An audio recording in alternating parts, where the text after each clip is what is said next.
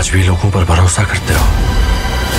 ভাই squid game season 3 এর ট্রেলারে এই লাইনটা পুরা চিলিং একটা লাইন ছিল এবং স্কুইড গেম সিজন 3 এর ট্রেলার এমন একটা জিনিস হিন্টস দিল যেটা অনেকে ধারণা করেছিল বাট কেউ মনে মনে চাচ্ছিল না এমনটা হোক। এখন এই ট্রেলারটা কেমন ছিল, কি মনে হচ্ছে সামনে হতে পারে, সেই বিষয়গুলো শেয়ার করি। সো ট্রেলারটা সেখান থেকেই দেখানো হয় যে জায়গাতে স্কুইড গেম সিজন 2 এর ওই পোস্ট ক্রেডিট সিন শেষ হয়েছিল, মানে আবার ওই ডলের গেমটা, বাট এবার দুইটা ডল ছিল। এখন এই দুইটা পুতুল কেন ছিল সেটা সিজন 3 এর ট্রেলার দেখলেই বোঝা যায়, কারণ এবার হবে দড়িলাফ টাইপ গেম, কিন্তু সেটা হবে একদম প্রাণনাশক।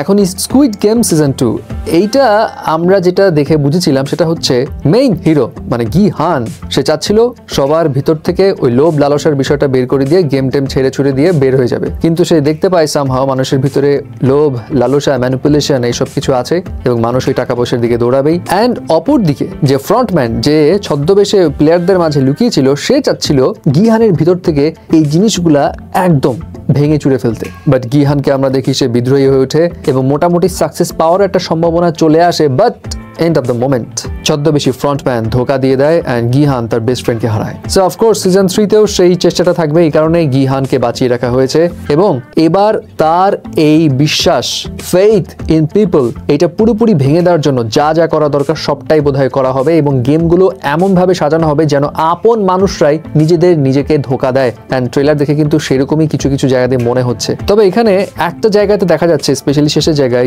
গিহান সুটেড বুটেড হয়ে একটা জায়গায় এন্ট্রি মারছে এবং মনে তো হচ্ছে সে বোধহয় আবারও এই গেমটা জিতে গেছে, যদিও তার সুটে ওখানে ক্রস সাইন দেওয়া, দ্যাট মিনস সে বরাবরের মতো এবারও কোনো গেম খেলতে চায়নি, বাট ভোটাভুটিতে হয়তো হেরে গেছে এবং মনে হচ্ছে তার সঙ্গে এমন একটা কিছু ঘটেছে। স্পেশালি হোয়াং ইন হো এই ছদ্মবেশী লোকটাই যে ফ্রন্ট ম্যান, এইটা রিভিল হওয়ার পর তার ভিতরে যে কি ধরনের ট্রমা কাজ করবে এটা আসলে ইমাজিন করাও মুশকিল। হয়তো এরপরে বিশ্বাস ভঙ্গের আকাশ তার মাথার উপর এমনভাবে ভেঙে পড়বে, মেবি সেই হতে পারে নেক্সট ফ্রন্ট ম্যান।